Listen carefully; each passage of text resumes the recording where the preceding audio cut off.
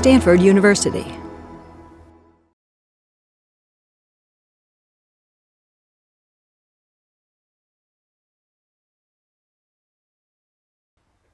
Welcome. Welcome to Stanford Medicine's 10th Annual Contemplation by Design Summit. I'm Dr. Tia Rich, founder and director of Contemplation by Design.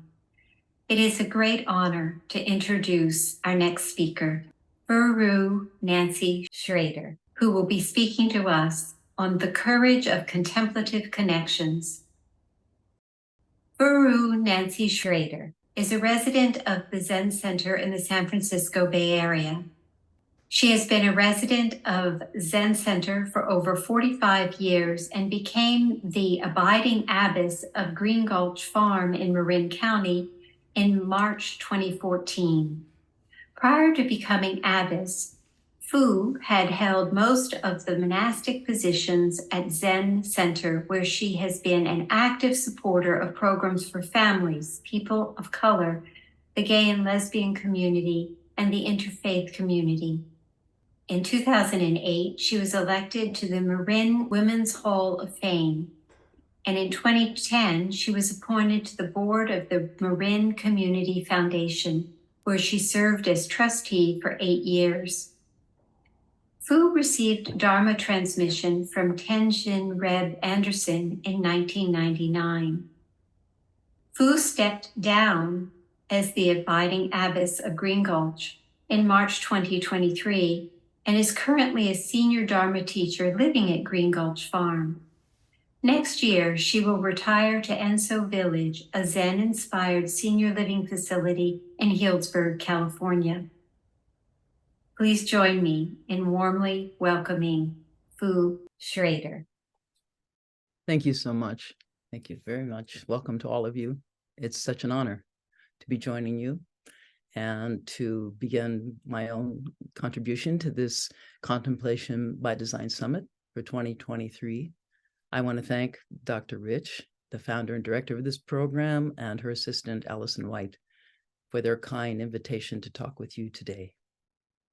So what I plan to share with you this afternoon has been entitled The Courage of Contemplative Connections, which for me translates in Zen Buddhist terms into the courage to turn the light of our awareness onto ourselves and our relationships with the world. So to lead by example, when reflecting on my own life and the choice I made many years ago to live at the San Francisco Zen Center, there seems to have been one primary motivating factor. I wasn't happy. And yet somewhere inside of me, I knew that my own journey through life needed to go somewhere where I would find the place that I could be happy. I had completed college, I had worked at a bank, I had married and divorced a banker, and I'd spent a number of years living on ranches in the mountains of Wyoming, which was the best part for sure. And yet, as I said, somehow I knew my journey through life was not going to be from the back of a horse.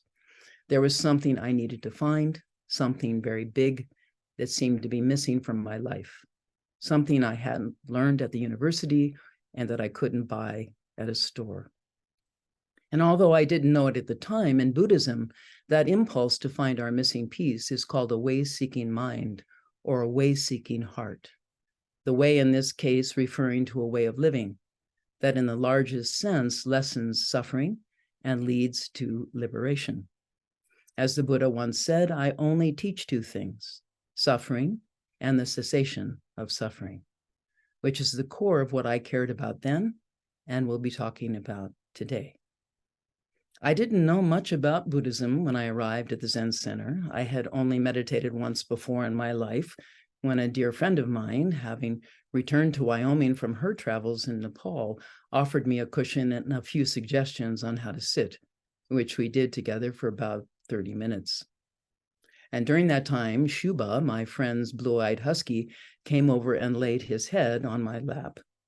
I would say that first experience of meditation was a very good one. And some years later, on visiting the Zen Center in San Francisco, I was struck by the quiet, even though the entry hall of the Page Street building was packed with people, mostly my age, waiting to enter for the Saturday morning lecture.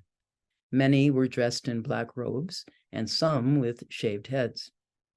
I don't remember what the person who was lecturing said that morning, but I do remember the feelings I had relating to their kindness, their warmth, and their gentle humor. And so I found myself returning for the meditation instruction the following week, which, surprising to me, didn't consist of very much instruction at all, other than be aware of your posture by sitting and standing up straight, be aware of the rise and fall of your breath, and be aware of the placement of your hands in this odd shape that we were shown, called the cosmic mudra. I remember thinking, that's it? And as it turned out, pretty much. And yet, for unknown reasons, I began stopping off at the Zen Center each day on my way home from work for 40 minutes of an upright sitting practice that I really didn't understand. After about a year, I left my job downtown in San Francisco. I accepted a job at the Tassajara Bread Bakery, and I moved into the Zen Center's Page Street building.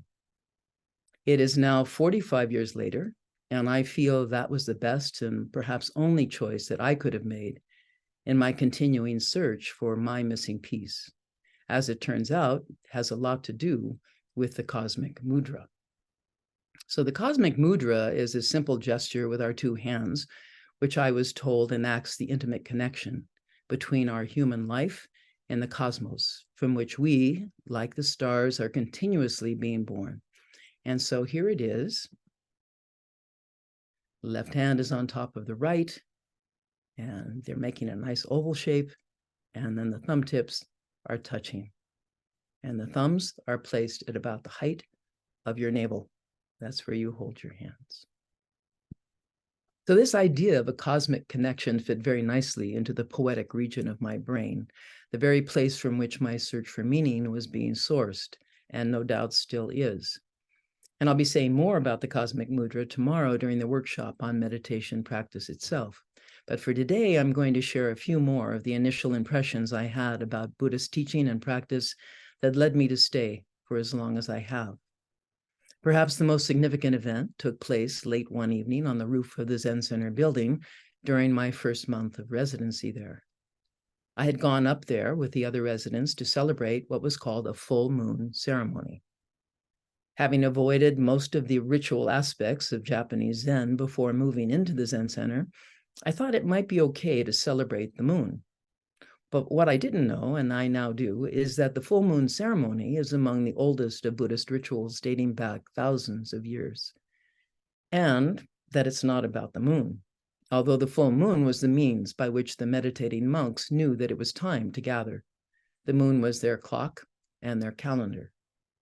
So imagining back to ancient times, the solitary monks who were meditating out in the forests of India had been told by their teacher, Shakyamuni Buddha, to reflect on their various shortcomings and the efforts to free themselves from suffering, the kind of suffering that had arisen from their inborn human tendencies for obsessive greed, hatred, and delusion. These three are known as the three poisons, or what the Dalai Lama calls the three pathological emotions. Greed, I like it and I really want it. Hate, I don't like it and I really want it to go away. And delusion, I am not yet sure if I like it or not. The antidote for the transgressions that result from those toxic impulses is the renunciation of those very same toxic impulses. As the Tibetan Buddhist teacher Pema Chodron has said, renunciation means to renounce that which doesn't work. And yet we can't really renounce behaviors in ourselves for which we aren't yet clearly aware. According to the Buddhist tradition, self-reflection is a prerequisite for a life of harmony, not only with ourselves, but with those who come into relationship with us. During this ceremony on the roof, we did a lot of bowing, I think 29 altogether, and chanting. The content of the chanting was a recitation of what are called the Bodhisattva precepts, meaning the promises that a Buddhist makes toward a life of gentleness and courage, and away from a life of self-centeredness and pain. In the simplest terms, the precepts can be summarized as I vow to do all good, I vow to avoid all evil, and I vow to live for the benefit of all beings. It's very simple to say, and yet not so easy to do. as this story from the Zen Buddhist tradition illustrates. A teacher by the name of Bird Nest Roshi, as he came to be called, was famous for sitting meditation up in a tree. When a monk came to visit, they called up to the teacher and asked, "What is the secret of Buddhist practice?" The Roshi replied, "Do good, avoid evil, and save all beings." The monk said, "Well, that's easy. Even a 3-year-old child can understand that." To which Bird Nest replied, "A child of 3 may understand it, but a person of 80 years may not be able to practice it." So although these Buddhist stories about kindness and ethics go back hundreds of years, what hasn't changed is the underlying compassion on which these simple narratives are based, namely, do no harm, not to yourself and not to others. As the Dalai Lama also once said, "My religion is kindness." So at the end of the full moon ceremony, the teacher who had led the ritual told a story that literally changed the direction of my life. Popular with children, this story was one of what are called Jataka tales, each of which recounts a time the Buddha to be appeared in the world as a seeker, endeavoring to do good, avoid evil, and benefit all beings. Sometimes appearing as an animal, such as a deer or an elephant, sometimes as a kindly human, who often gave their own lives to save the lives of others. These virtuous and courageous beings came to be known as bodhisattvas, meaning awakening beings, those who endeavor to awaken others. A Jataka tale often includes an extensive cast of characters who get into all kinds of trouble, whereupon the bodhisattva intervenes to resolve the problems and bring about a happy ending, the kind of stories we too like when we are children. The story I heard that night is called How the Bunny Got in the Moon. And here it is. Once, long, long ago, a monkey, an otter, a jackal, and a bunny resolved to practice charity on the day of the full moon, believing a demonstration of great virtue would earn them a great deal of merit. When an old man entered the forest begging for food, the monkey gathered mangoes from the trees, and the otter collected fish from the river, while the jackal pilfered a pot of milk curd from a nearby farmhouse, having called out in a not so very loud voice, "Does this belong to anyone?" The bunny, on the other hand, who knew only how to gather grass, felt very sad at having nothing to offer the old man to eat, until realizing she could offer her own body by throwing herself into the fire that the old man had built to keep himself warm. And just as the bunny leapt into the air, after having shaken her body 3 times, lest there be any insects in her fur, the old man revealed himself to be Chakra, the Lord of the gods, who then saves the bunny by transforming the flames into lotus petals. Chakra, being deeply touched by the bunny's courage and virtue, uses a nearby mountain to form her likeness on the face of the moon for all to see. And it's said that this lunar image is still draped in the smoke that arose when the bunny cast herself into the flames. And here she is, another screen share. So as you can see in this photograph, there are the bunny's ears over here, bending down to the right, and there's her head and her torso. Here's her torso, and her haunches and her legs looking like they're crossed in meditation. And then right there in the middle of her torso is a lit belly button, the very place I had been instructed to place my hands in forming the cosmic mudra. They were very fortunate that the next full moon is happening tomorrow night at 9:24. So if the sky is clear, you can check out this story for yourselves. So as I said, this story of the bodhisattva willing to give her life for the welfare of another had a big impact on me at a time in my life when I had worn myself out trying to get something or someone that would make me truly happy. At the age of 21, as I said, I had married a wealthy older man, drove a nice car, and lived in an exclusive, meaning nearly all-white suburb of San Francisco. And as I said in the beginning of this talk, I wasn't happy. In fact, far from it. I had cut myself off from whatever it was I truly needed that would bring contentment to my life. And it was such a remarkable idea to me at that time, there on the roof of the Page Street building, that giving rather than getting could be the true source of happiness for human beings, like me. And the next step was to try and understand what it means to truly give, how and to whom. One of our former abbots, Mel Weitzman from the Berkeley Zen Center, who is sadly now deceased, once said to us that the Bodhisattva vow to save all beings means to save all the beings that you are. Mel's teaching helped me to reorient my own wish to be of benefit to others, away from saving the entire world, a rather formidable self-imposed assignment, to the actual people and things that I was connecting to on a daily basis. Not only my family, friends, and coworkers, the living beings of the world, but also to the inanimate beings that we call objects. As part of Zen practice, I began noticing how I was treating the objects that came into my hands, those same hands that were learning to form the cosmic mudra. In taking up the study of Zen, one of the classes being offered at the Zen Center when I arrived was the Japanese tea ceremony, Cha no Yu, offered by Mrs. Suzuki, the widow of Suzuki Roshi, Zen Center's founder.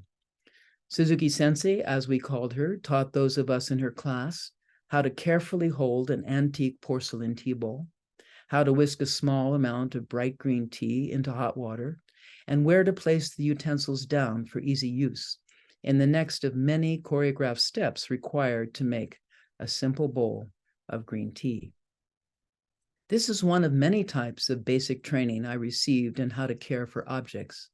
There was also training for working with farm equipment, office supplies, table saws, Buddhist texts, food, and kitchen utensils.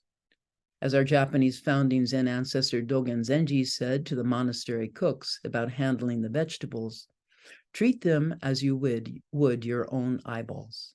How tender and careful is that? I think this is where this word intimacy comes into play as a cornerstone of Buddhist practice, beginning with the efforts we make toward kindness and generosity inside of ourselves, as a real intimacy with our own feelings, thoughts, and actions, and then radiate out to how our actions in the world are impacting others. There's a chant that we say at home before eating each day. It's called the meal chant. We venerate the three treasures and give thanks for this food, the work of many people, and the suffering of other forms of life. We venerate the three treasures and give thanks for this food, the work of many people, and the suffering of other forms of life. In these few simple lines, we first honor the three treasures, meaning the founder of this tradition, the Buddha, a word that means awake. We honor what the Buddha taught, the Dharma, meaning the most basic truth about reality. And we honor the vast community of like-hearted humans, the Sangha. And then we express gratitude for this food by reflecting on the vast network that has brought it to our plates, the farm workers, the truck drivers and packers and grocers. And we reflect on the suffering that our need for food brings to other living beings, the plants and animals that we humans require in order to live. Most of the relationships we have to the world of food on which we depend for our lives are hidden from view. And many like me have had the privilege, unlike my ancestors, of shopping for food all nicely packaged in cardboard boxes and plastic wrappers. By offering our awareness, even through this brief meal chant, we are committing ourselves not to ignore the preciousness of our life, which itself is a gift, not to ignore the intimacy that we truly have with all the choreographed steps that are required for a salad, a slice of chicken, and a baked potato covered in sour cream. We venerate the three treasures and give thanks for this food, the work of many people, and the suffering of other forms of life. So along with the vow to live for the benefit of others, the gift I received from that first ceremony on the roof of the Zen Center, I also received great benefit from deciding to allow other people to be my teachers, teachers who themselves were in love with life, all of life, and were sharing that devotion with others.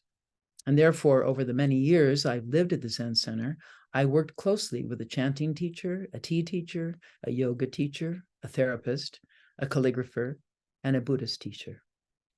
Each of these teachers helping me to find a portion of that missing piece, which, as it turns out, were many missing pieces, pieces which I was not only helped to find, but then to express as I found them, and in such simple ways. Sitting quietly, chanting wholeheartedly, writing more skillfully, and making cups of green tea for my friends. Who knew? Well, as it turns out, lots of people knew and were generous in sharing what they themselves had found. They were willing to enter into the natural intimacy that arises between a teacher and a student. And given that most of you joining this conversation today are students at Stanford University, you already know a lot about studying and learning. And yet, from what I've been told by friends who I talked with about their time as students at Stanford, there was a lot of anxiety about continuing to perform well academically and how much they wished they had some way of truly resting from those efforts. My appreciation of this ongoing program that is being offered through the Stanford School of Medicine has to do with giving you, the newest generation of Stanford students, opportunities to hear from teachers who have found for themselves ways to rest and to reinvigorate the aspirations that brought them to their studies in the first place. The primary approach that I was taught those many years ago when I arrived at Zen Center was a very simple daily practice of sitting quietly, while allowing the tension in my mind and body to release for a time, sometimes at the beginning of the day, and sometimes whenever I felt the need for a break. Over time, taking those quieting breaks became a regular part of my life. I can remember clearly in that first year of practice, stepping off a hiking trail I had been briskly walking along up at Point Reyes, and just standing there, encased in the stillness, the silence, and the beauty of that place. I heard my own inner voice saying a line from a famous Buddhist text I had recently memorized called the Heart Sutra, a line that says, "There is no path." Those few moments were my first direct experience of what I had been hearing talked about at the Zen Center, that what I was seeking was right under my feet, was in each step and in each breath, in each sound, color, thought, and texture, a full-bodied and nurturing presence, with everything and as everything. This practice of taking breaks can happen anywhere, including the beautiful campus of Stanford University, especially when we allow ourselves to cut through our obsessive thinking, planning, and worrying, when we allow ourselves to slow down and take a break. My first recommendation for this morning is that you also consider taking a few breaks throughout the weeks ahead. Simply stop walking for a minute or two and look around at where you are. Or stay seated upright in a chair or on a cushion without the TV or the computer on. Or try going to a meditation group where other people will be sitting quietly alongside of you. Tomorrow, I'm going to talk more about meditation as taught at the San Francisco Zen Center, in particular about posture and breath. But for today, I want to continue sharing a few more stories that I have been encouraged by in my own effort to abide peacefully in this troubled world. And right there, perhaps, is the most important point. Abiding peacefully does not mean that we turn away from the troubles of the world, troubles which we all must face with as much wisdom and compassion as we possibly can. Abiding peacefully in the midst of fearful and dangerous situations can be of great help to those who are around us. For example, you wouldn't want a firefighter arriving at your house hysterical. You would want them to be focused and to be calm, skills they have practiced in order to remain safe in the face of great danger.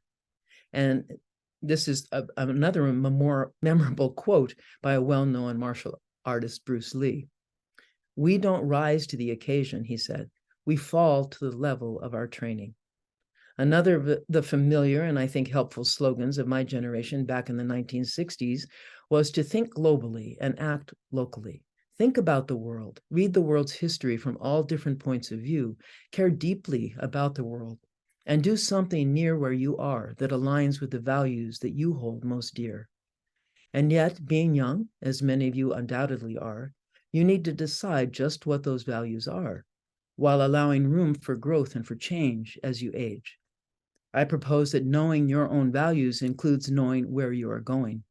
For example, for a Buddhist, knowing you are going toward an awakened and ethical life, a life of conscious awareness based in compassion and wisdom. Which brings to mind another story I heard recently from a visiting Japanese Zen teacher who happened to speak at Green Gulch one evening. He had been a monk for many years, training in the high mountains of Japan before returning to his family temple to become the abbot there. He told us that the former abbot who had become quite demented with age, would walk around the temple grounds every day throughout the seasons until returning to his living quarters at sundown. One day, a friend of our visiting teacher told him that he had run into the former abbot on one of his walks and had greeted him warmly. The old man responded warmly, so the friend asked him where he was going on his long walks. The old man smiled and said, "I'm going to a Heiji." You may not know that a Heiji is the training temple established in the 13th century by Japanese Zen teacher Dogen Zenji, the founder of our own Soto Zen tradition. It is one of the two main training temples for the monks and the teachers of monks, including the San Francisco Zen Center's own founding teacher, Shunryu Suzuki Roshi, who also trained at a Heiji for several years as a young man. This story was particularly touching to me in the sense that the old man, despite his dementia, was very clear about where he was going. He was heading home to what was the most sacred time in his own life, the time of his spiritual training and awakening, training for a life devoted to kindness and to peace. We found out the next day, in sharing a bowl of green tea with the visiting teacher, that the old man was his father. So this story for me was a poignant message for all of us, having to do with knowing what direction we are going and making choices along the way. One choice could be to follow a path that has been laid out for you, and the other to arrive at that startling realization that there is no path other than the one being made from your choices, the path which in no time at all will become your entire life. When the Buddha was asked, "What is a person?" he said, "A person is the doer of deeds and the recipient of the karmic consequences of those deeds." Karma in Buddhism means actions. So if we truly believe that we will be the recipients of our own karmic actions, our own choices, then our actions need to align with our values and with the intentions we have come to declare for how we are going to live in this world. The Buddha taught this alignment as the law of karma and said very simply, good actions lead to good results and bad actions lead to bad results, and that each of us will, over time, find out the truth of that teaching for ourselves. For much of our young adult lives, we are focused on the assignments being given to us by others, our parents and our teachers, along with the values and motivations of educational institutions, corporations, and government agencies. The world is now more than ever tightly woven into networks of endeavors, in some cases for the well-being of a few individuals, and in other cases for the well-being of the whole. Knowing our own place in that network of both selfish and selfless interests, and then choosing to align with the dictates of our own conscience, is probably the only hope any of us has of finding our missing piece, of finding a life of self-respect, contentment, and joy. And as I do enjoy sharing stories, here's another one of the legendary Jataka tales that speaks to this imperative to align our actions in the world with our values. "I am poor and weak," the master one day said to his students, "but you are young, and I teach you. It is therefore your duty to find the money which your old teacher needs to live." "How can we do that?" asked the students. "The people of this town are so little generous that it would be vain to ask them for help." "My children," replied the teacher, "there is a way to gain money, not by asking, but by taking. It would be no sin for us to steal, for we deserve money more than others do. But alas, I am too old and weak to do it for myself." "We are young and strong," replied the students. "We can do it for you. In fact, there's nothing we wouldn't do for you, dear teacher. Only tell us how to act and we will obey." "Young and strong as you are, it will be nothing for you to seize a rich man's purse," said the master. "This is the way to do it. Choose a quiet spot where no one is watching. Then catch hold of the passers-by and take their money, but do not do them any harm." "Straight away we go," said all the students, except for one, who had been silent, his eyes cast downward. The teacher looked at this youth and said, "My other students are courageous and eager to help me, but it seems as though you will do little to ease your teacher's suffering." "Forgive me, master," the youth replied.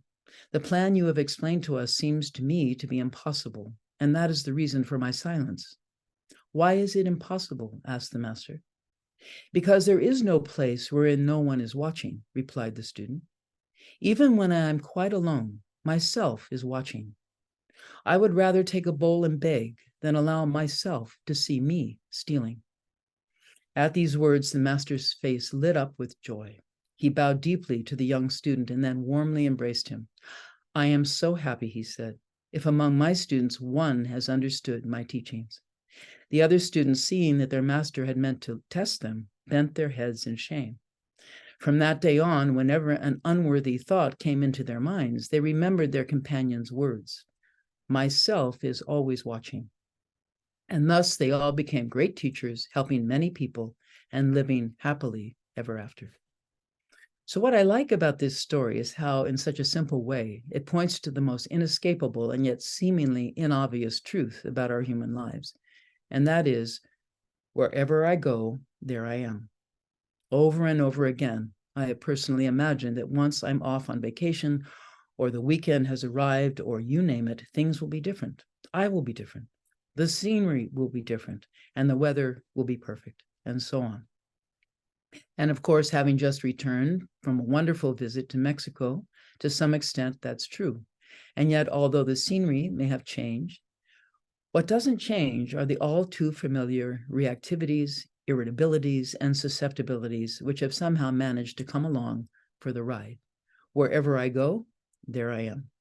And again, as a meditation teacher myself, I propose that the best way to observe ourselves and all of our tendencies towards violations of our own sincere intentions towards kindness and goodness is through the simple practice of quiet sitting.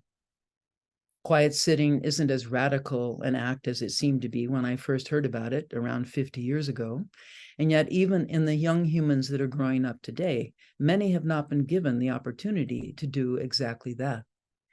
A few years back, I was teaching a group of 7th graders visiting Green Gulch how to meditate. I gave them some of the same instructions I'll be giving you tomorrow, invited them to sit as still and quietly as they could for about 10 minutes, which I knew would be pretty long for most of them, and then I waited and watched as they did their best. Once the time was up, I asked the kids how that was for them, sitting quietly. Most of them commented about the difficulty, but one young boy who I had noticed was sitting quite still the entire time raised his hand and said, "No one has ever asked me not to do anything before," and I really liked it. Not doing anything is not usually one of the course offerings, as I recall, at the university, although I did read an article that's part of this program about a course being given at the University of Pennsylvania by a teacher who asked the students to spend a month living like a monk. He has them put their phones and computers away, observe silence, and limit their spending to $50 a week. The class of 14 students has a waiting list of over 300 people.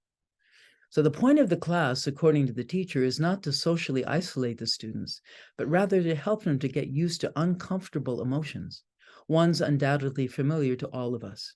There's greed and anger, fear, jealousy, and the dreaded boredom.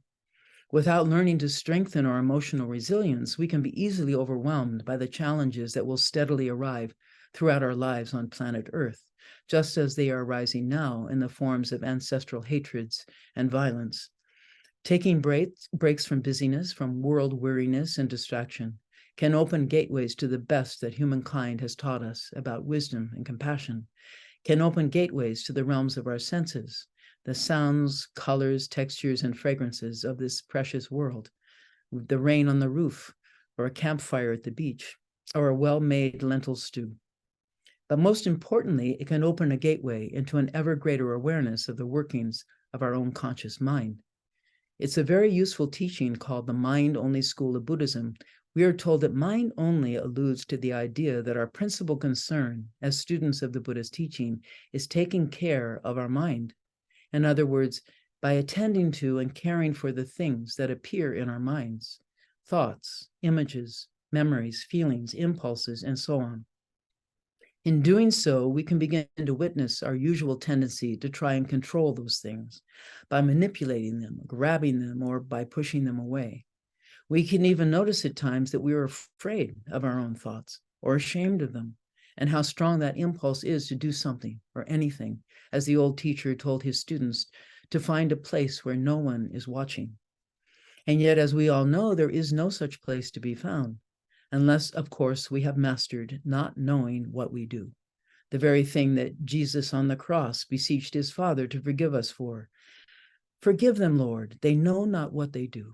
And how very kind of him, given the circumstances under which he said it. If, on the other hand, we are willing to bear witness to our own thoughts and to the impulsive actions that result from them, we can begin to engage in the many teachings which call on us to slow it down, to reflect, and eventually to subdue our habitual, calculating, and at times immoral reactivity. Not so different, really, than the way the Buddha calmed a rogue elephant that was terrorizing a village. He put his hands up and said, "Shh." Other common images used for the human mind are a mischievous monkey, a proud rooster, a snake, or a gluttonous pig. You know, it's kind of embarrassing when we think of it to be seen in those unflattering ways, and yet aren't those the very reasons that we lie and we hide, looking for those places where no one is watching? Along with characterizing us by near fatal flaws, our character flaws, the Buddha also felt great compassion for humankind and gave us some generous pointers on how we might come to meet our higher aspirations as individuals and as a species, how we might come to be more loving and kind, generous, honest, wise, and free. The good news is that although we have been trained already, our training is not yet complete, and that much of what we do and how we think is a result of a very big misunderstanding, namely that we believe ourselves to be separate from one another and from the world, and therefore we do all that we can to protect and enhance ourselves in order to be happy. The very reason many of us admire and study the teachings of the Buddha and call him the awakened one is that he told us that the very opposite is true, that we are not separate. We are making things up and then projecting those made-up things, those thoughts, onto the world around us, thoughts in most cases generated by a familiar inborn selfishness called I, me, and mine. He didn't say such things to blame us or shame us, but to help us to see where the real problem is, right here in how we think.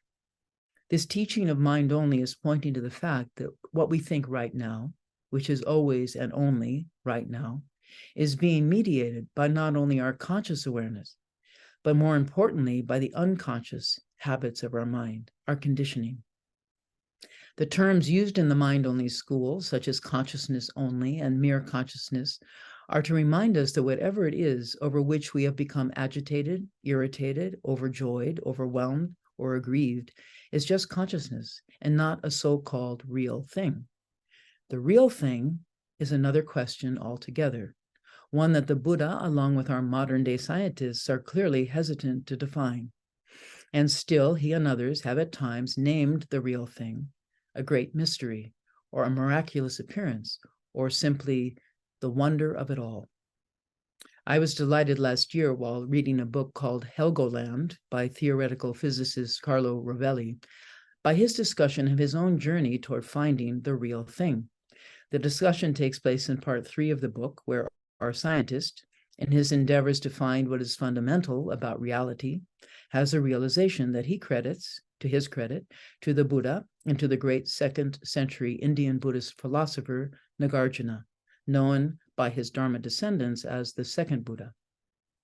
Rovelli tells the reader that in his own efforts to navigate the world in light of quantum physics, and in particular the relational nature at the base of that theory, he frequently encountered students and other teachers who would ask him, "Have you read Nagarjuna?"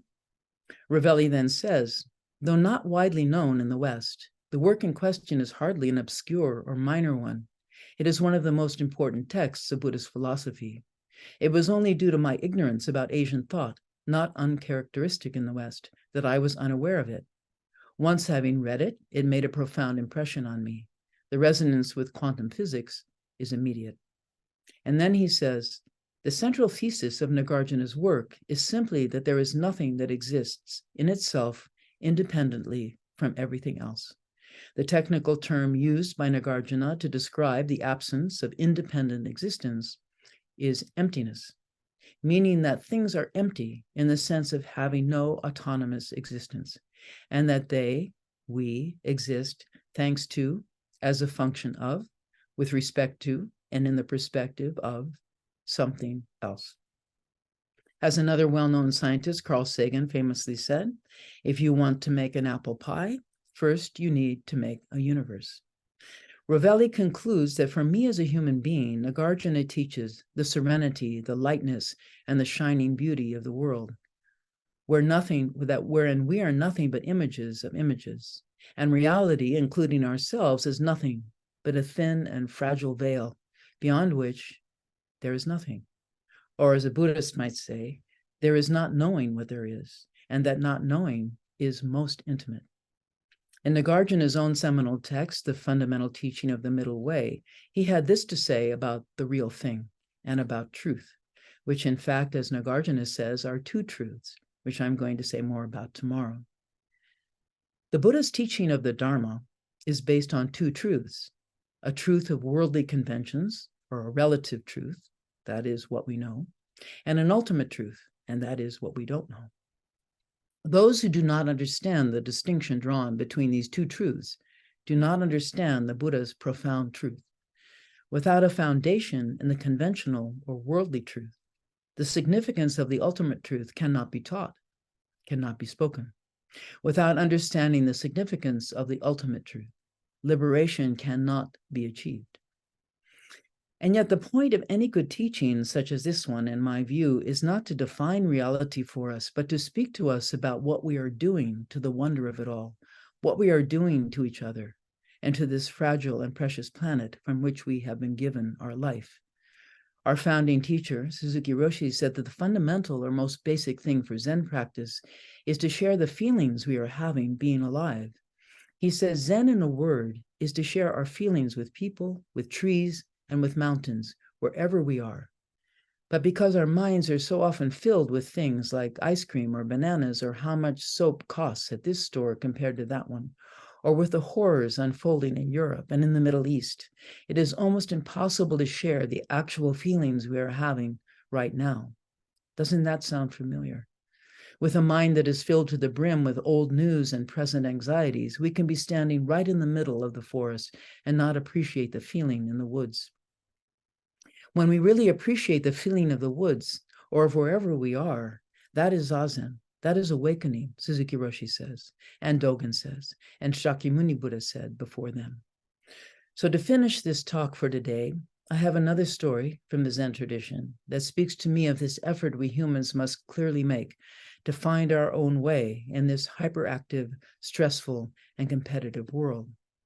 As one of the founders of this program, Dr. Rich, said to me in our conversation about today, can you address how our students can live more authentically and still pay rent in the Bay Area?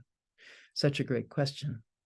When I was growing up at the last half of the 20th century, we baby boomers didn't seem to care much about retirement, investments, wealth management, and so on, at least not any of us devoting our time and energy to challenging the so-called establishment. I remember proudly declaring to my hardworking parents, I will never work for money. I only work for what I believe in and what I truly love. And I think I did that in a way, but I must say, looking back on myself, I really lucked out due to the efforts of the Zen Center community itself to provide a retirement benefit for many of us who stayed as residents all these years. Too many of my generation are finding themselves at this time in their lives without homes, medical care, or even sympathy. If I were facing the world that you all are being asked to enter in a few years, I think I would have to look more deeply at the responsibility I have for supporting myself and my loved ones. It appears that the world you are entering is much more difficult than the one I was asked to face. That may not be true, but it kind of looks that way. And yet the part that looks that way seems mostly to do with material needs and possessions, the cost of rent in the Bay Area. The other side of that important question I've been asked to talk about today has to do with the inside of our hearts and our minds, where our deepest intentions and values are residing, our authenticity, regardless of our net worth. With those thoughts in mind, the final story I'm going to talk about has to do with the relationship between living an authentic life while endeavoring to pay the rent in the Bay Area. The apparent tension or duality implied in this question being, on the one hand, working hard for professional success, and on the other hand, potentially doing so at the expense of living an authentic life. So this story, or Zen koan, appears in a collection of koans called the Book of Serenity, Case 21. Yunyan sweeps the ground. As Yunyan was sweeping the ground, his brother monk Dawu said, "Too busy." Yunyan said, "You should know there's one who isn't busy." Dawu said, "If so, then there's a second moon?" Yunyan held up the broom and said, "Which moon is this?" So as I mentioned earlier, I contacted some of my friends and students who had attended Stanford University, several of them talking openly about the anxiety and stress of their university days. I am not assuming that that is true for all of you as well, anxiety and stress. However, from talking with Dr. Rich and Allison White, the people supporting the Contemplation by Design program, it is true for a great many of the students at Stanford, and that in fact, this program is hoping to benefit them through time-honored practices of meditation and rest, the time-honored endeavor to spend time with the one who is not busy. For me, that time was taken as a young adult in choosing to enter into the Zen monastic training program, to study this person that I was becoming, and to deeply consider the kind of person I would really rather be. Because in truth, I had gone to the monastery to hide, to get away from it all, and especially to get away from how I had come to think of myself, namely lost and lonely and more or less miserable about how things were turning out. At age 29, I had no partner and no baby, no money, no home, no career, and worst of all, not much enthusiasm for what human society seemed to be offering to me as a young adult, namely a partner, a baby, a home, money, and a career. Even I could see that right there was the problem, knowing that what was being offered was not what I wanted. But worst of all, there was something I truly did want, and yet I didn't know what it was or where to look for it. In those first few weeks after moving to the monastery for the summer season, I can remember being assigned to the cabin crew at Tassajara and being sent to clean rooms in preparation for the arrival of the guests. As I opened the door of the redwood cabin I had been sent to clean, something quite amazing was sitting there on the small table beside the bed. A vase full of wild flowers, forget-me-nots, oak grass, and California poppies. And that's what did it. That's what nailed me to the Buddhist tradition, to the Zen Center, and eventually to a life of service to whoever or whatever was being asked of me. It sounds kind of strange, I know, and maybe so, but then again, maybe not, because that wasn't the end, but rather the beginning of the story. So there I was at the monastery, standing with a broom in one hand, kind of like Yunyan, and a dustpan in the other, when suddenly those flowers allowed me to experience, maybe for the first time, since I was a child, a simpler version of myself with all the time in the world, just as those flowers seemed to have by sitting quietly there on the table, not busy and eternally so. The universe in one simple verse, just this is it. For the duration of that timeless moment, I felt loving and grateful, calm and deeply happy. And then someone with a voice like mine whispered in my ear, not exactly these words, but to the effect, "You should know there is one who isn't busy. And right now, at this very moment, it's you." Now that experience didn't last very long, and by the time the crew had arrived, it was back to work, sweeping, dusting, and remaking the beds. And yet this vision of a second moon, a lighter and a brighter me, had grown solid in some secret chamber of my heart, and with it a longing to return to that special state became a fervent quest. Finally, there was something in this life that I really wanted, that I had finally tasted. I wanted to be happy. That was it, and that was all. However, there was a catch. I didn't want that happiness to ever change. In the religion of my childhood, it's what they taught me was heaven. I would imagine each of you has your own memory of such a moment when the whole world simply slowed, stopped, or even collapsed, and then after a time reassembled itself into the more or less familiar form that's surrounding you here today. Sometimes it's quite frightening when the world falls apart. At other times, a great relief, perhaps akin to the dropping off of body and mind that Zen Master Dogen described at the time of his own awakening. After I returned to the city center following my years at Tassajara, once again, I had a particularly rough spot in my efforts at transforming my life, especially the effort to transform my personality, which seemed to be the place where my life was repeatedly going wrong. much too busy, being opinionated, judgmental, lustful, hateful, bored, and so on, all of which I hadn't quite recognized to be going on right up here in my own mind. I think we all know the word projection by now, which pretty much sums up the Buddha's primary insight. Our life is a creation of our mind. On one particular lackluster morning, I was met in the hallway of the Zen Center by the wise and gentle Benedictine monk, Brother David Stendhal-Rost, a very good friend of our community for many years who happened to be visiting. As soon as I saw him in his monk's robes with his kindly face, I started to cry. I told him about my longing to be happy and that somehow I had lost my way.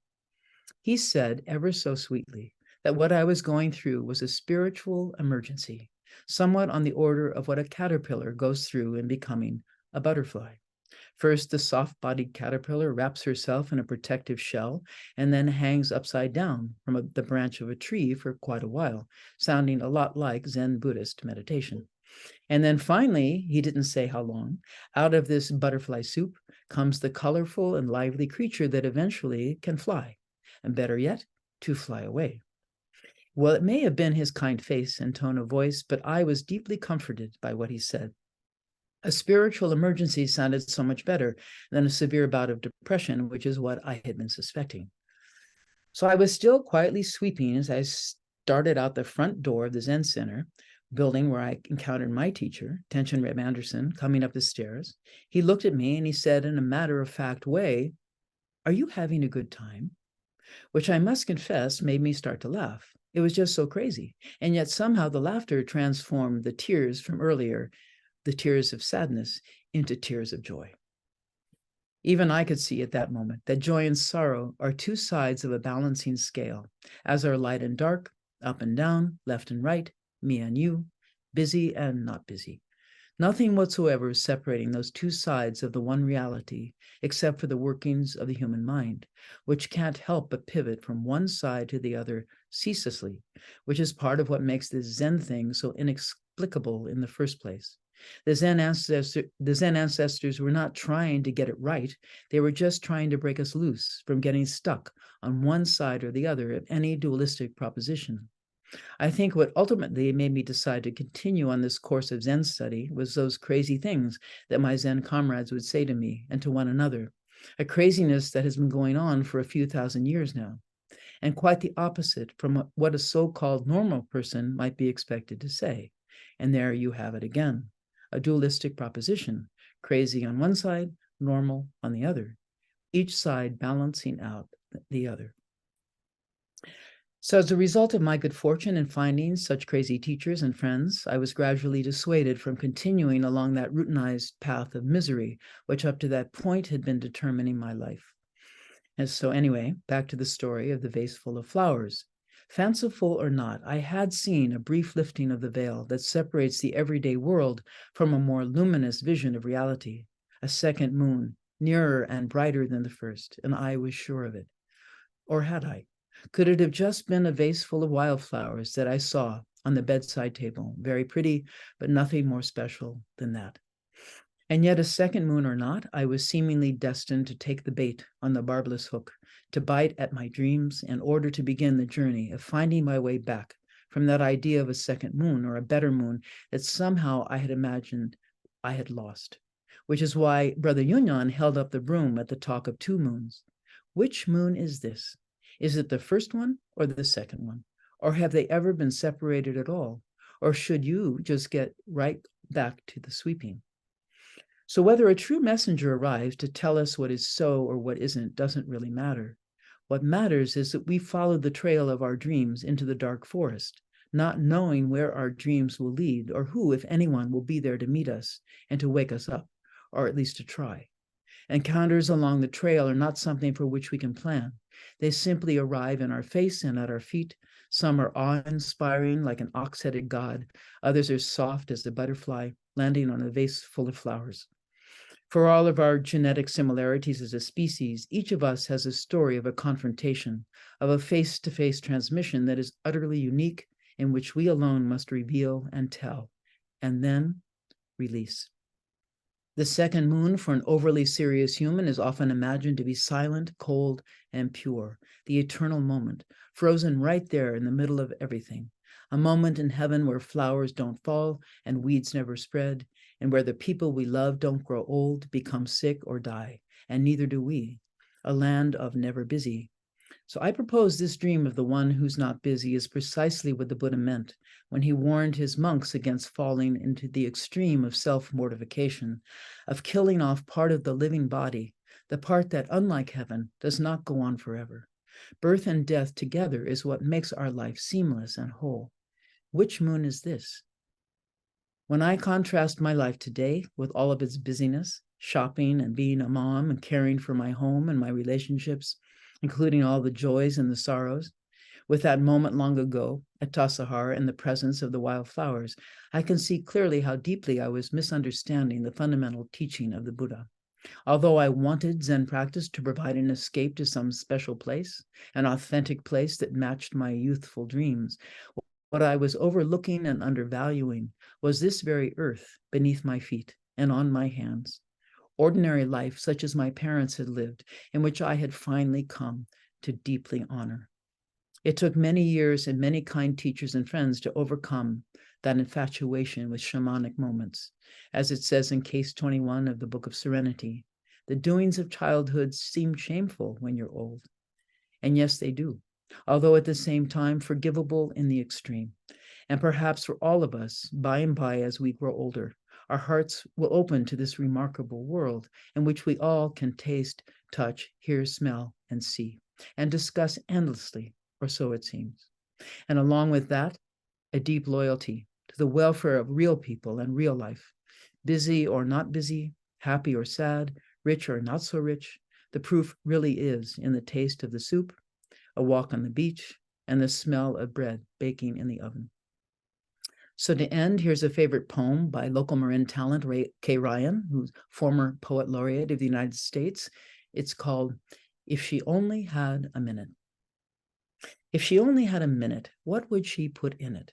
She wouldn't put, she thinks, she would take, suck it up like a deep lake. On her last instant, feast on everything she had released, dismissed, or pushed away.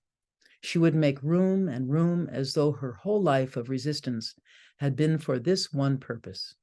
So on the last minute of the last day, she would drink and have it, ballooning like a gravid salmon or the moon.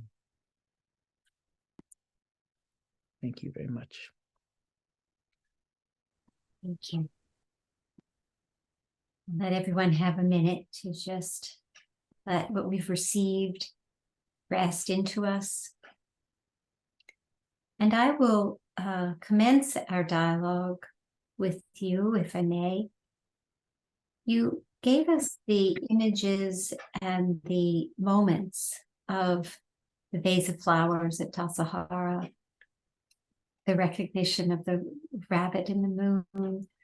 And you also gave us the relational conversation between teacher and student, monk to monk. I wanted to invite you to speak about your relational moments with another human that also offered the insights that the stories and the moments of awareness it definitely did, as you portrayed.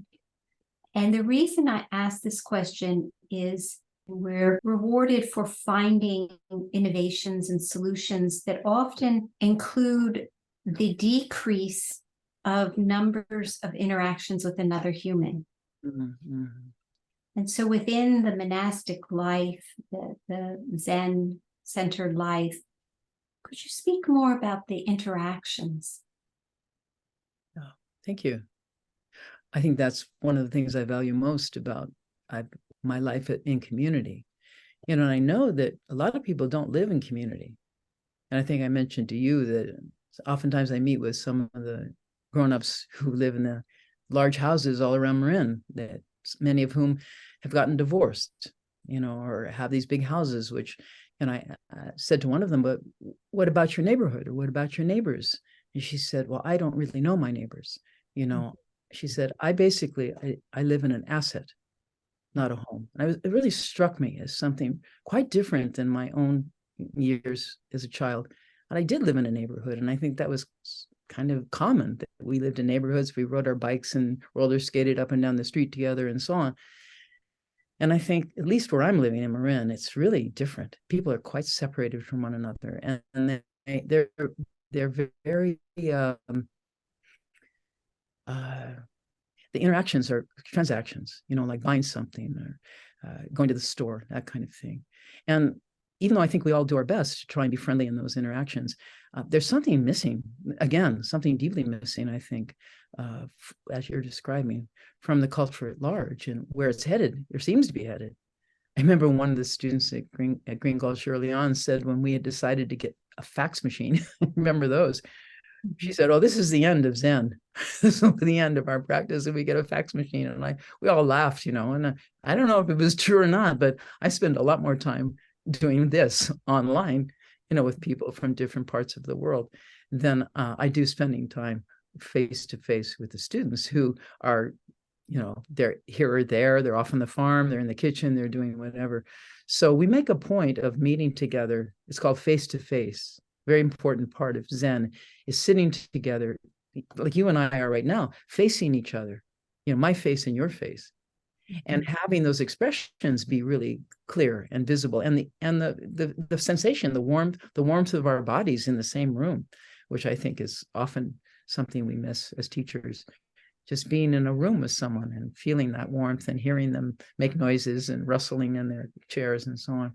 So I think we actually do make a great effort to spend time together, and I know the students who come to live with us find that to be one of the great rewards of coming into community. It's a small enough group of people, maybe 40 or 50 at a time, that everyone. And we sit together in the morning, we spend time together during the day, you cross each other on the path.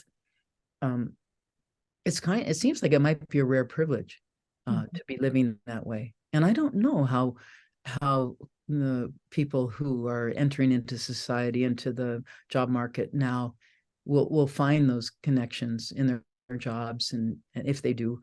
I know sadly that from my own family, when my mother's job ended, where her job was phased out, where she'd been working for 20 years, that was the end of those relationships. Mm-hmm. And those had been her friends. Mm-hmm. So I feel there's some danger there for us if we're not close and careful with our community relationships, that we can be cut off as we get older, especially. Mm-hmm.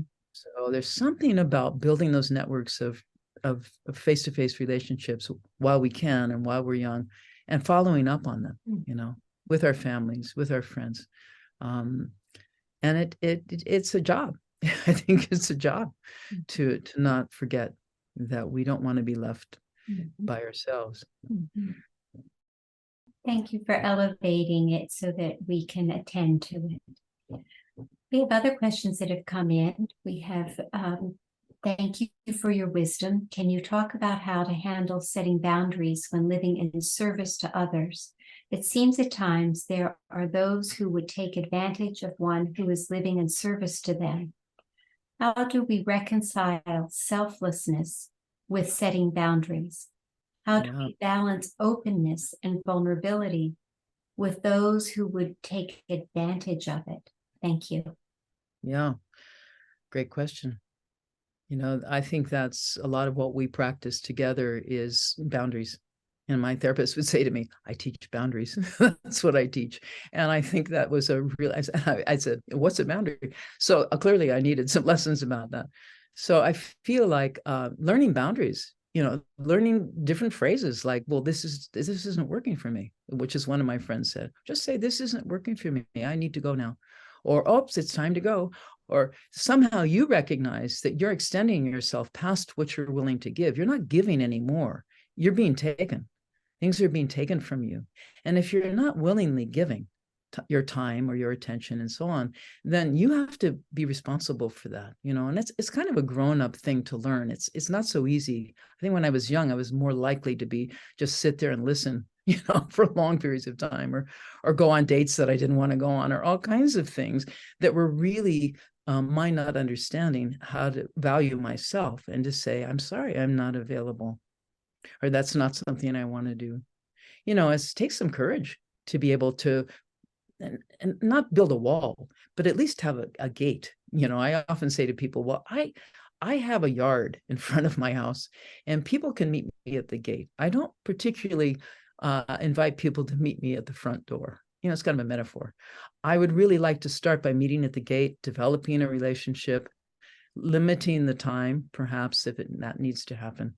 And then little by little, if there's something more there that it is going to happen, then that would be for my at my invitation or at my willingness to include or to invite.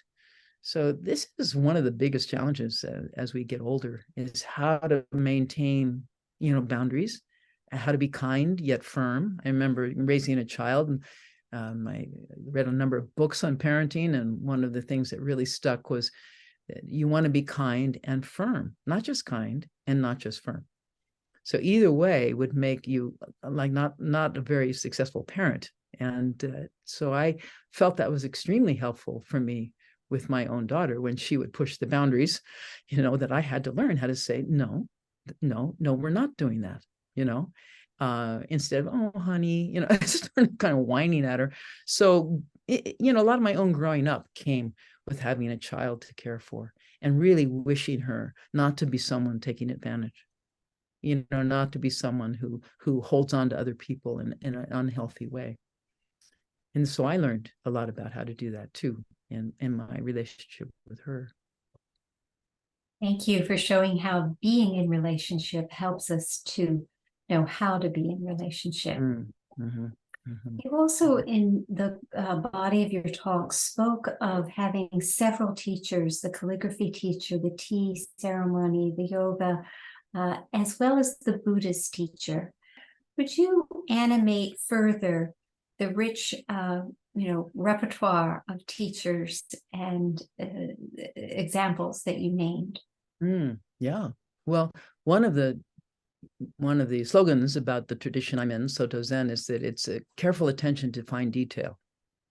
Mm-hmm. So, you know, when I studied yoga, I had an Iyengar yoga teacher, which is a tradition of yoga that's very attends to fine detail, like the placement of your foot and your baby toe and your, you know, so the yoga teachers that I studied with were very clear about the, you know, precision of the body and learning about the body and how it actually works in all of these ways, which I found extremely helpful for sitting upright for meditation practice. Mm-hmm. And then calligraphy, my handwriting was terrible. It was just so awful. And I was embarrassed because I was beginning to start to offer precepts to people. And when you give the precepts, a person sews what I'm wearing right now, which is called a rakusu, which is Buddha's robe. And on the back of Buddha's robe, the teacher writes your name and perhaps some Buddhist phrase. And so I didn't want to write on anybody's rakusu with my terrible handwriting. So I made a point of finding a calligraphy teacher and beginning practicing letters, which was really delightful. So italic script, you know, learning to write in a way that I felt was really much nicer than what I had managed to learn as a kid. So each of those things was about, as tea ceremony, exquisitely detailed. You know, it's like, actually, I would say tea ceremony is where I really was inspired by the idea that taking care of things in detailed ways, very careful where you put something, how you treat someone who's come to drink tea with you. You know, the guest is like your whole purpose for living that day is to take care of your guest and to make sure the room is warm and that the tea is well made and the treats and the garden has been swept and sprinkled with water so it looks fresh. So all of those things are like, I never heard anything like that when I was growing up. It was all, you know, this wonderful, you know, Japan has a wonderful reputation for attention to detail when there's art and craft and food and relationships. So it was very inspiring to me to be able to honor and respect the tradition of our founder, Suzuki Roshi, and his wife. And so, yeah, so, you know, it's learning. I think it's something that you decide for yourself. Do I want to learn more? Is there something I'm missing from my own development as a full human being, you know, fully rounded, as we say?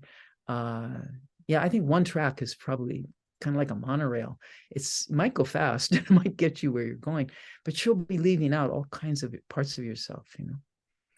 Mm-hmm. Thank you. Yeah. Yeah.